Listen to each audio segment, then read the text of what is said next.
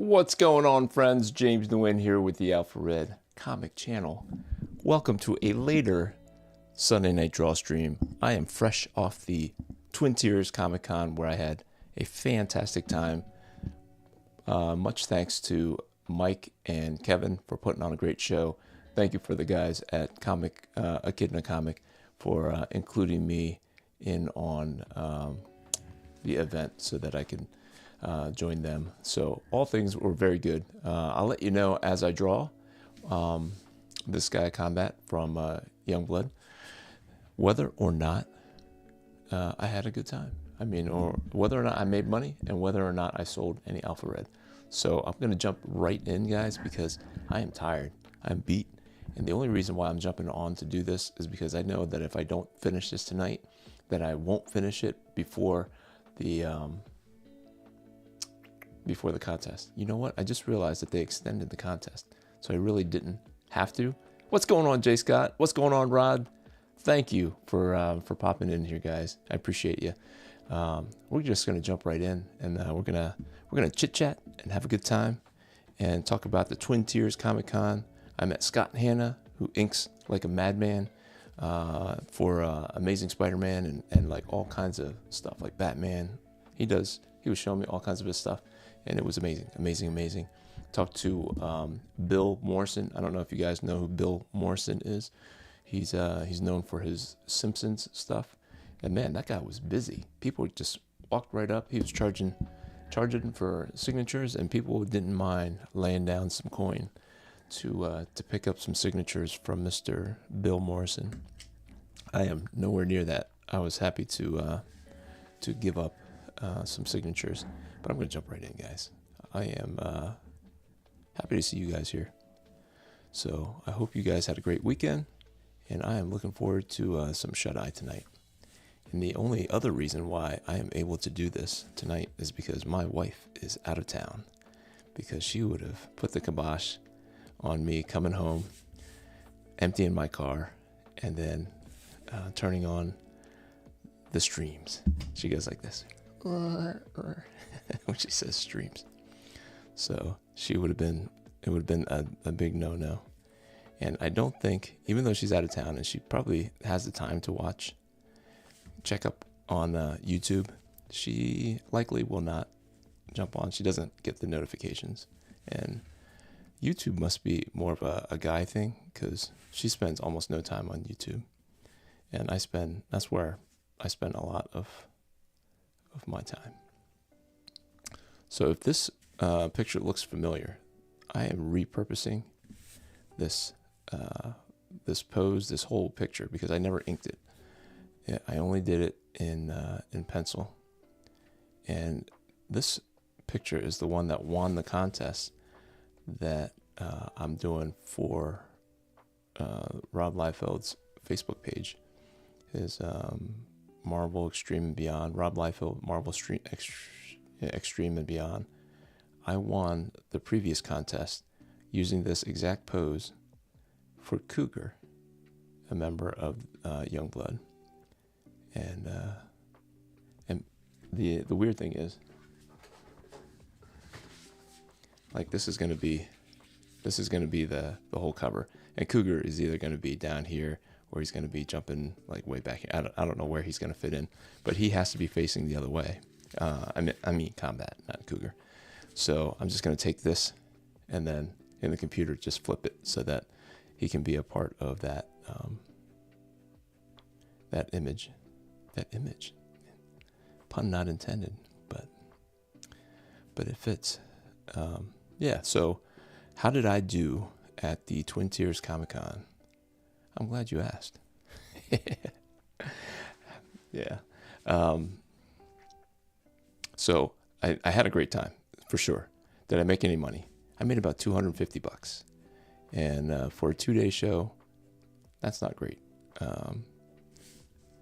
But thankfully,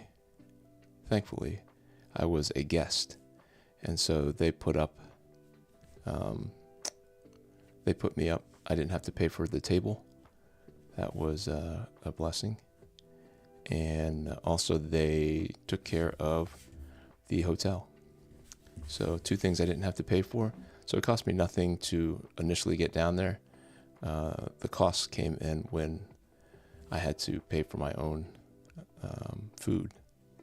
And not that it was expensive, but it's never as cheap as, your own groceries. And I was so unprepared.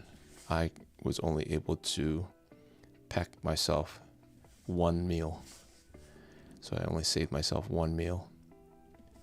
And so out of that $250, I probably spent another $30 or $40, probably 40, actually 50.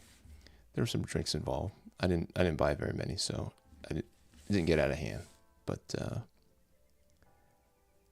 drinks are generally more expensive in hotel bars, and they were expensive, and that eats away at the profits. And how many Alpha Red did I sell, you ask?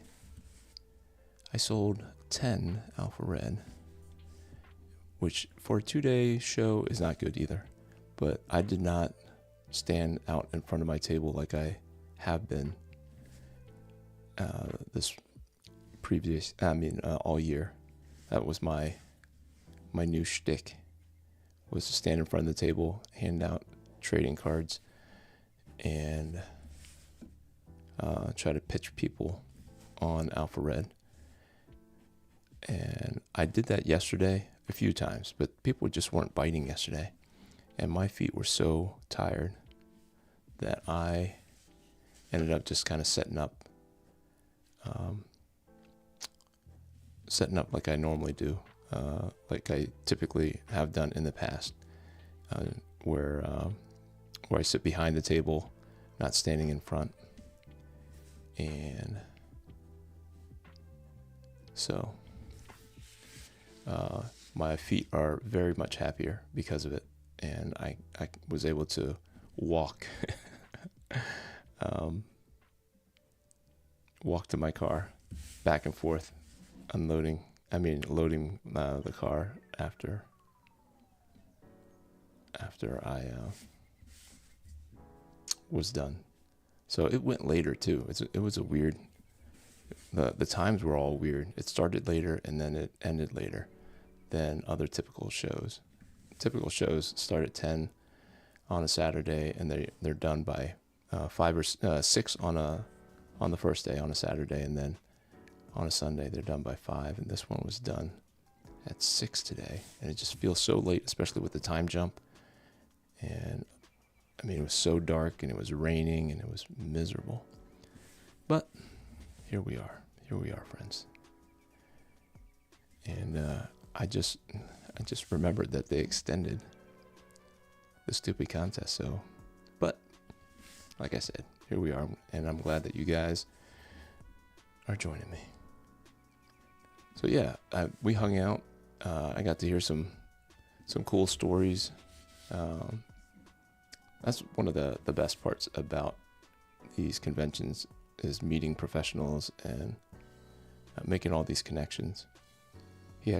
Bill Morrison, invited me to be a part of something that his art agents do, where they do like live draw auctions or something like that, where they have a constituency that wants sketches, and you name your price and they name the subject, and you draw it live on YouTube. I don't know if you guys have ever heard of 4C. I keep forgetting to thank you for that Youngblood coloring live a few weeks back, but I appreciate you doing that. Yeah, for sure, man. For sure. No, I don't mind requests, and gotta sharpen the skills, the coloring skills. But yeah, so that's going to be fun to connect with Bill Morrison. I keep saying Bill Morris because I don't want to say Morrison, because I had a religion teacher named Morrison, Ron Morrison, and he's cool. I'm like friends with him on Facebook now, And it seems so weird to be friends with your teachers from way back when. But I don't think I know any other Morrisons. And so it's weird for me to now have met someone else named Morrison. I know that's a weird nothing burger. I do also have con brain. Like your brain is tired because of all the conversations that you had. Like I drove home in silence, and it's a 2-hour trip from Horseheads, New York. I don't know who names their town Horseheads, but it was in Horseheads, New York, back up to Syracuse.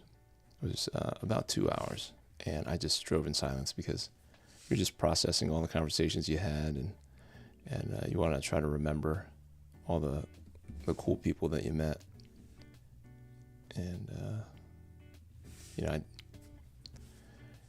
they ask you, the promoters, they ask you like what are some things they can improve on. And I hate to be critical, especially when they treat you so nice and they go out of their way to make you feel comfortable and take care of your needs. But there were some things that I would have rather not seen. They had a drink and draw, and where you were, they just kind of videotaped it and kind of blasted it throughout the room.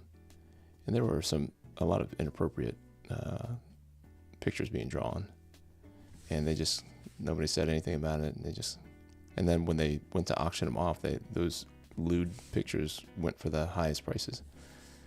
So I don't know what to do. Like, everybody seemed to enjoy themselves, but I mean, if I do this again next year, I might just skip the after party thing or whatever, which is a shame because that's where I had a lot of really great conversations with a lot of people. But it is what it is, How do you tell somebody when they're doing something nice that you prefer less of the profanity? It wasn't not even. Well, I guess there was some profanity and stuff too, but I don't know. I just kind of excuse that. It kind of goes with the territory. I don't feel the need to correct people in public, even if it's after hours, and I don't know. This is what it is. So do you guys go to cons? Do you guys go to conventions? Are there conventions near you? I know, Rod, you're down in North Carolina. I think there's Dragon Con down there. Have you ever been to Dragon Con? That is one that I have been recommended to go to Dragon Con because the fans are so great down there, is what I'm told. I mean, the people that tell me, they drive from Ohio to go to Dragon Con in North Carolina. So I don't know if you guys go to conventions, and if there are conventions that you think I should go to. I'm not really, like, I have another convention in 2 weeks, and I'm just kind of poo-pooed. I'm pooped from all these. Does he have pointy ears? I know Cougar had pointy ears, so I was doing pointy ears. Well, Combat has pointy ears now too. Combat is apparently an alien. There's so much I don't remember from Youngblood. Honestly, as I do research and try to get to know like the personalities of these Youngblood characters, I forget how little I know about them. Like Riptide, I didn't realize was like a Playboy model or whatever. She got kicked out of Youngblood because she posed nude for a magazine called Pussycat. I was like, what? Crazy. Reverend Saver says, I go to a local show. Used to go to Heroes Con, not Dragon Con. You're right. before the lockdown. It became cost prohibitive. I get it. I get you. So Jake Scott says, never been. I don't know if there's any. I'm in St. Louis. Guess I'll look into it. Yeah, no, it's fun. And but they are getting expensive, is what I'm told. I know the vendor side, the tables are getting more and more expensive. But it's just the cost of bringing in guests that help bring people in. But yeah, I do plan. I'd love to go down to Heroes Con. Heroes Con is the one that I'm thinking of that was recommended to me. And the guy who recommended it, he drives from somewhere in Ohio. He was going to pick me up when I lived down in Harrisburg. He's like, he believed in it that much. He's like, you can stay with me and my daughter. We're going to rent a room. You're going to stay with me and my daughter. I was like, yeah, I appreciate you, bro, but that's kind of weird. And that was okay. I mean, he's a great guy. Nothing weird would have happened, but it just never worked out.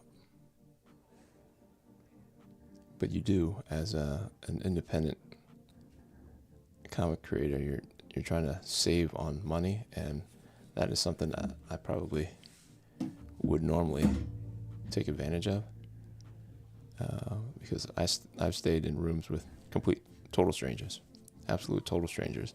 Like, hey, do you know anybody who's getting a room and wants to split a room? You're like, yeah, this guy from New York. Like, this is when I first moved up here. I roomed with a guy, never even met him until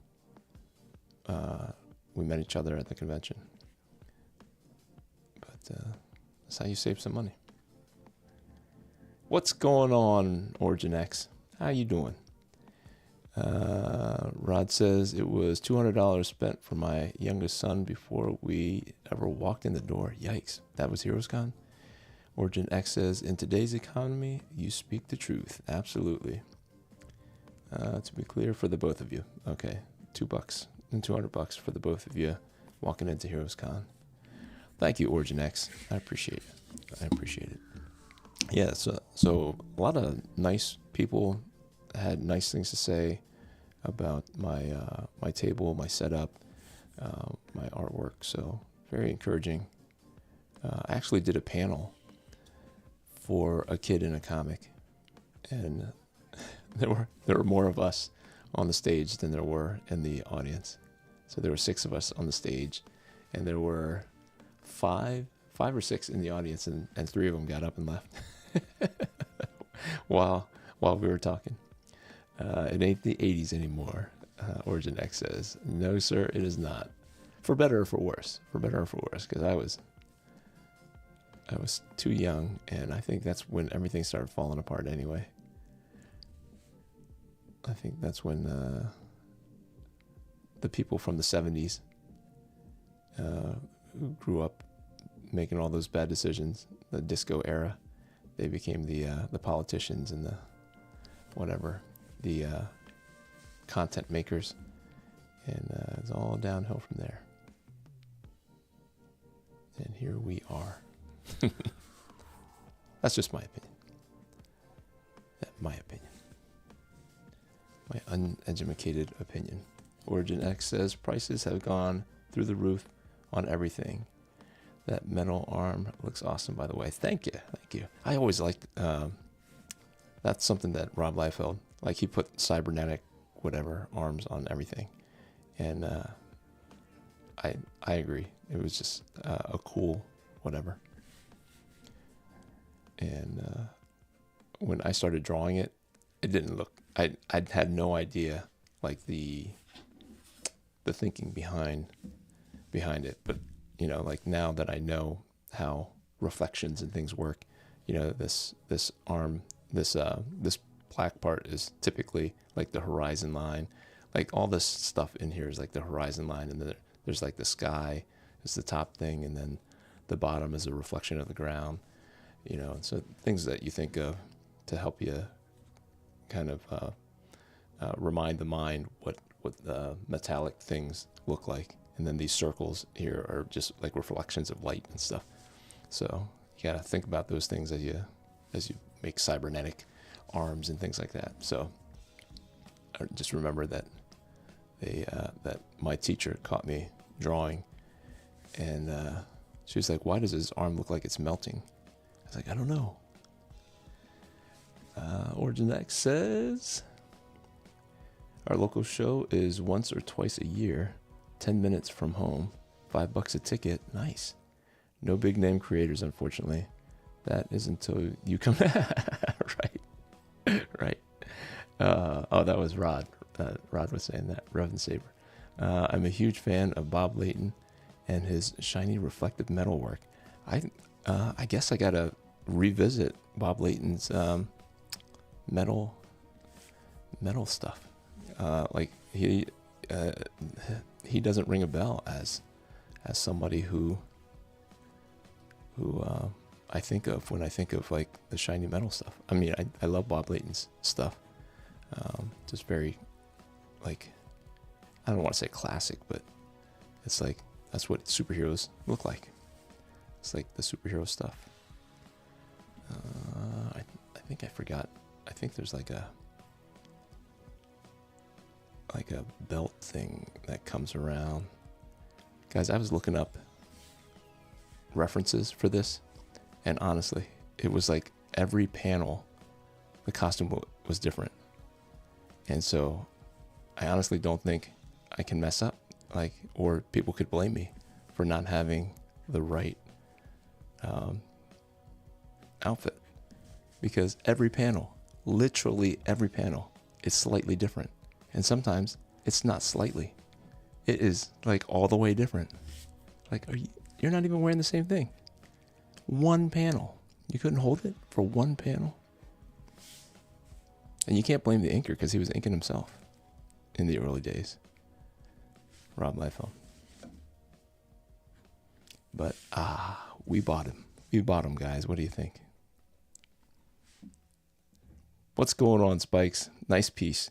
Who are your biggest influences, and why are they Master Jim Lee and Mark Silvestri? That's fantastic.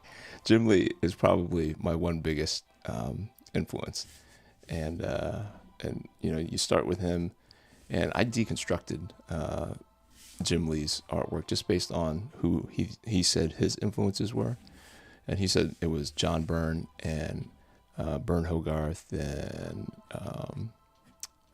George something, not George Perez, George is it who's the there's an anatomy guy, I want to say, was an influence of his. And so yes, Jim Lee for sure.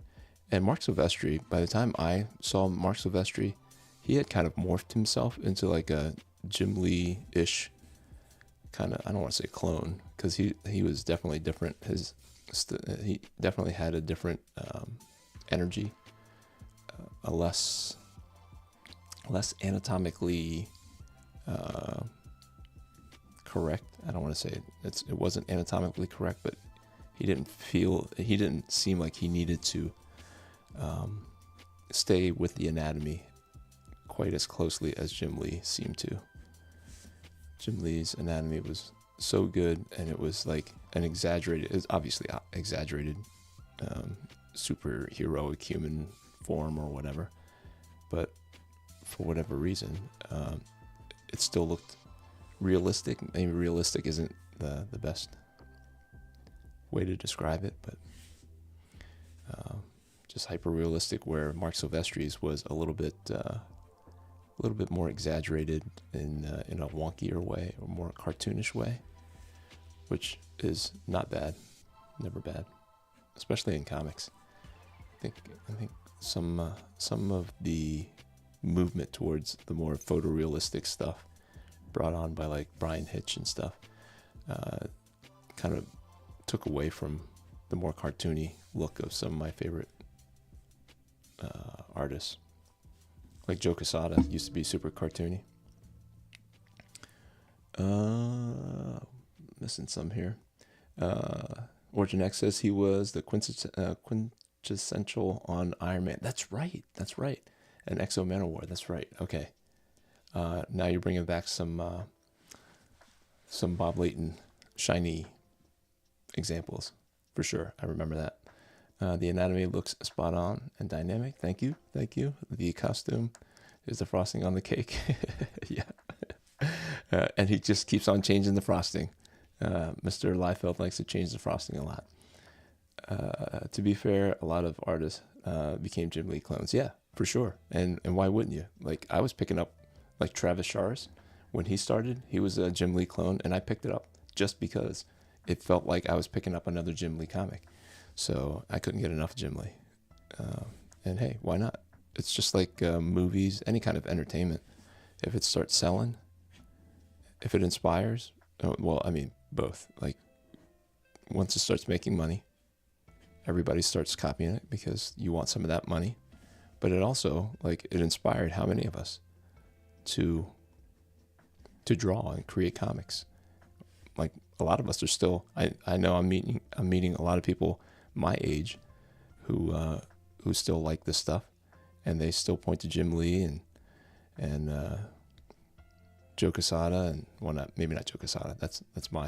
Those are my influences. Joe Quesada, Joe Madureira, but they still point to guys like Mark Silvestri and Todd McFarlane and all the Image guys, Willis Portacio, as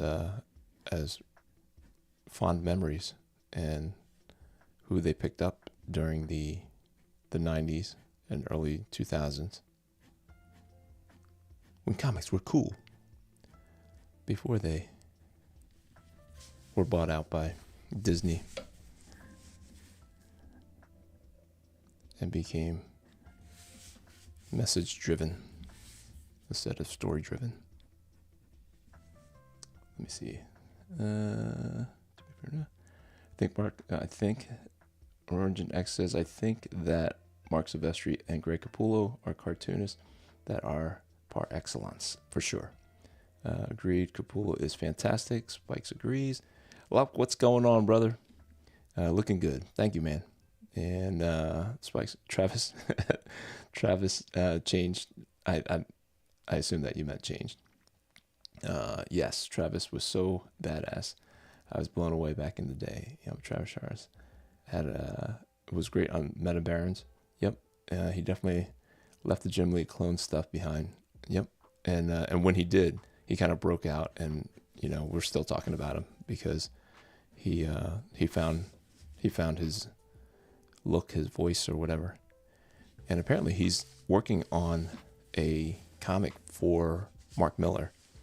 And Mark Miller says, you know, it's a graphic novel, but he's given him 3 years to do it because he says he knows that Travis Charest needs that time, and Mark Miller has the money and wants the story done in Travis Charest's style, and he's giving him the Travis Charest time. But yes, I'm sure it's going to be worth it. Yeah, on Meta Barons, I didn't realize. I didn't know, like, from Space Girl to Meta Barons, to me, he just vanished. But apparently that's what he's doing, like European type comics, and but it is what it is. I'll take it whenever I can get it. It's very inspiring. I don't know that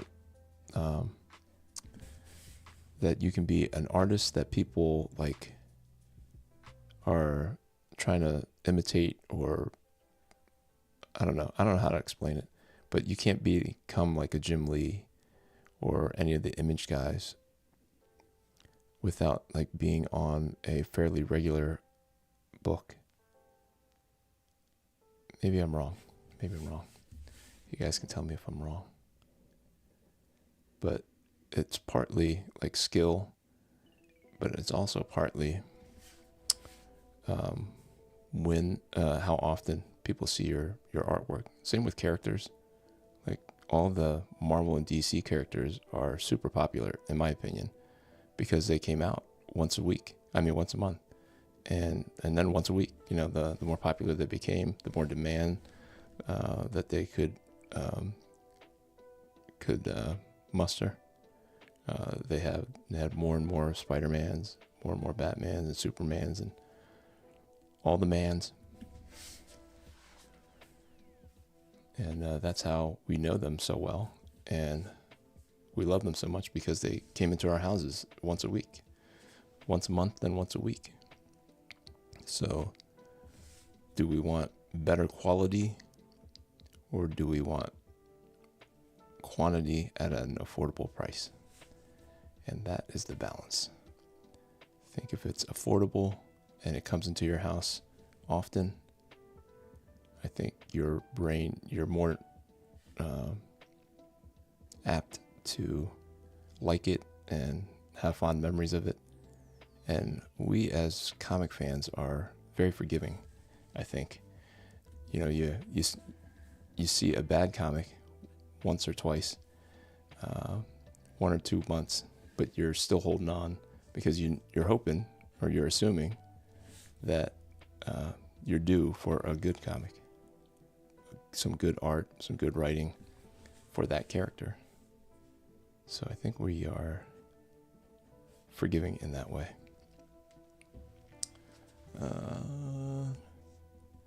Spike says, amazed at how fast this piece is moving.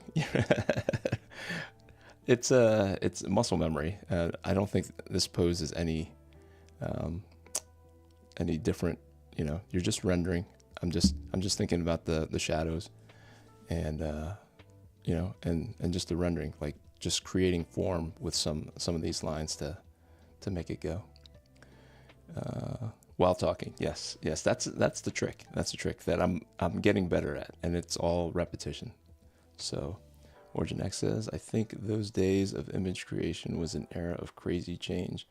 The Radiant verse is closing in on the excitement, but it's not really based on artist and more on the writer. Yeah, there's a mix. There's something going on, and I can't put my finger on it, but the writing is important. But I would argue that the art has to bring you in first before the story is. We allow, as comic fans, to allow those stories to resonate. So I think it's like 51% art and 49% writing. But you know, I think you can switch that and still hold on for a long time. But you have to have that balance. So Origin X says, I agree with the working on the regular book for a long time, like John Byrne and on X-Men, JRJR on X-Men, McFarlane on Spidey. Yep, will yield tons of fans' attention for sure. But hey, you're dating yourself because we're all here. That's you're in with a good crowd. Comics are super visual. Very true. Yep. So we're almost done here, guys.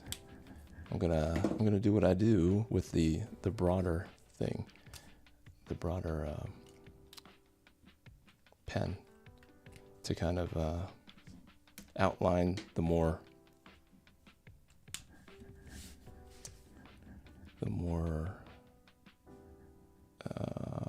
what do you want to say, like the form, and then just let the details kind of sink back.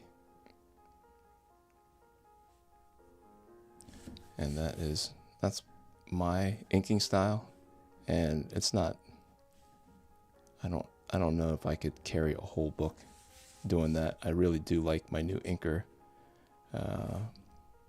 JC Grande. He brings the energy to it, and I think part of it is because he has a lot of varied line weights, because it does look like brush strokes. He does it digitally, but it looks like brush strokes, and it's pleasing to the eyes, I think, my eyes anyway. Like, I feel like that's kind of how inking should be done, with line weights, with really attention to line weights. And you can't do it so much.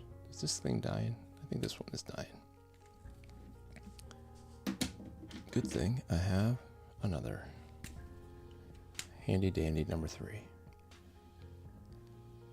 And because he's going to be in the back, I'm not going to use a pen that is too thick. And if you follow follow the channel, you know that when I'm inking, sometimes I hold my breath for the longer lines, because I do mess up if I don't hold my breath. I don't know, as I'm breathing, like that line is going to go crooked.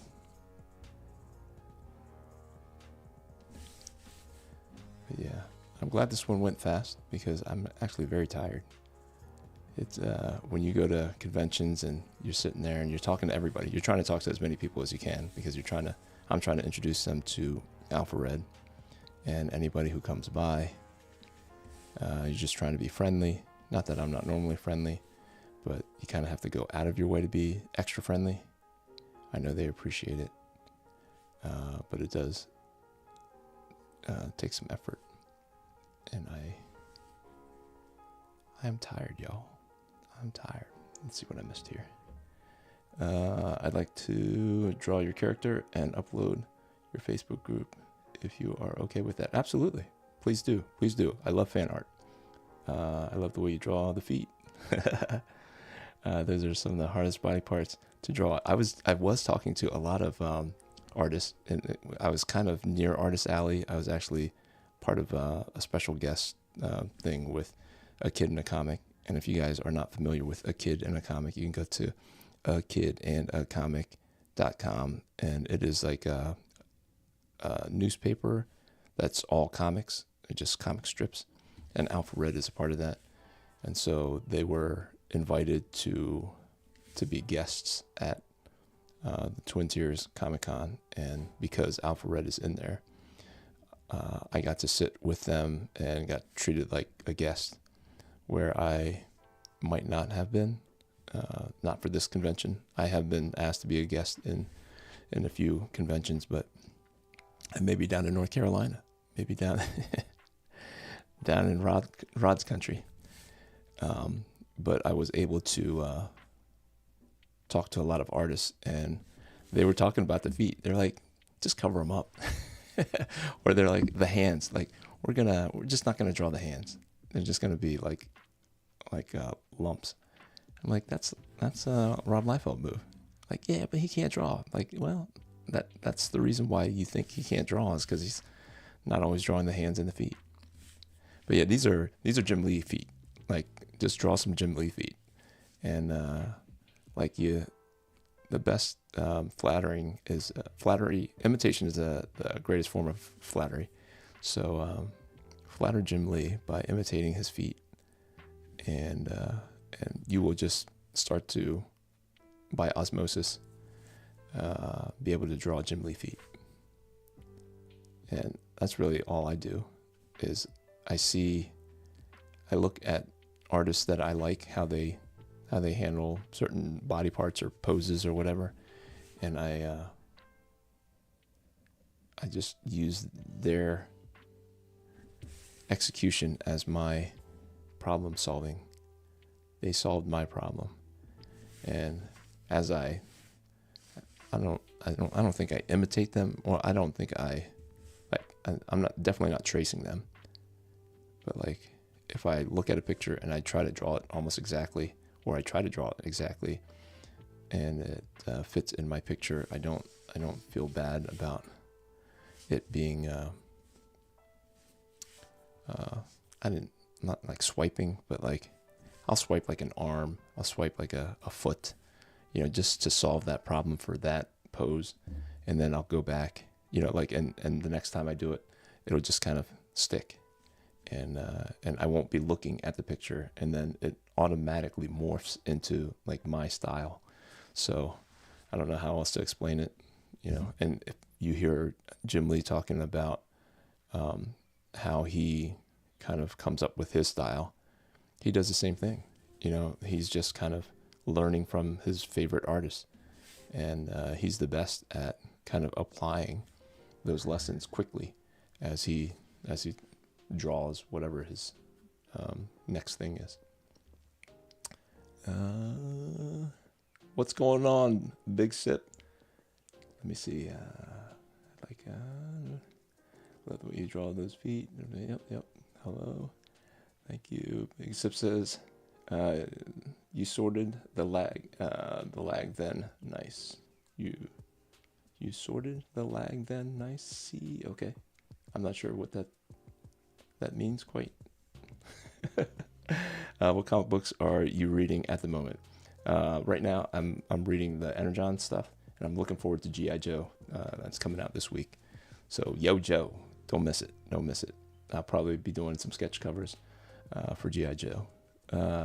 So that and Rook Exodus. If you don't know about the Ghost Machine stuff with Jeff Johns and his line of books, the only one I'm picking up is Rook Exodus, but I hear that they're all good.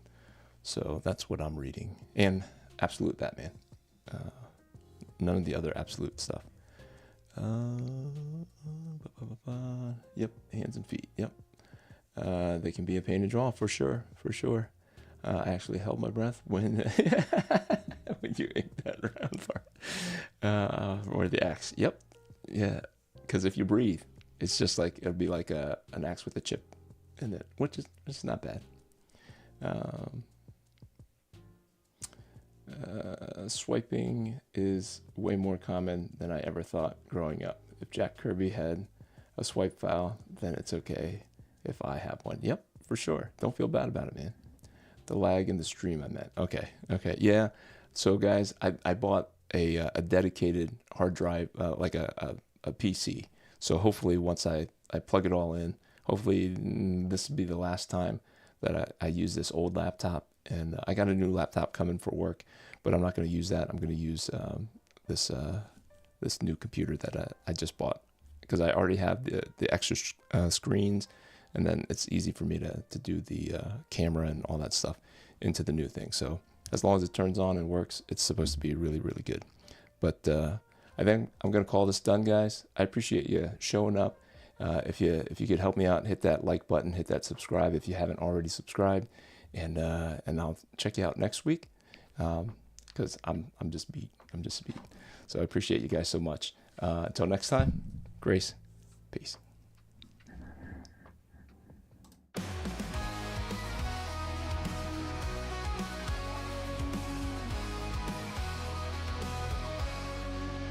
From the shadows he rises with courage in his heart, a beacon of hope. He's ready to start with faith as his armor and a fire in his soul. Alpha Red stands tall, fulfilling his role. Alpha Red, the hero we need. With the power of faith, he'll always succeed. Fighting darkness, he'll never dread. For the world is safe with Alpha Red. In a world full of chaos, where evil may lurk, he fights for the righteous, his mission and work. Guided by God, with strength from above, he battles the darkness with unyielding love. Alpha Red, the hero we need. With the power of faith, he'll always succeed. Fighting darkness, he'll never dread. For the world is safe with Alpha Red. Alpha Red.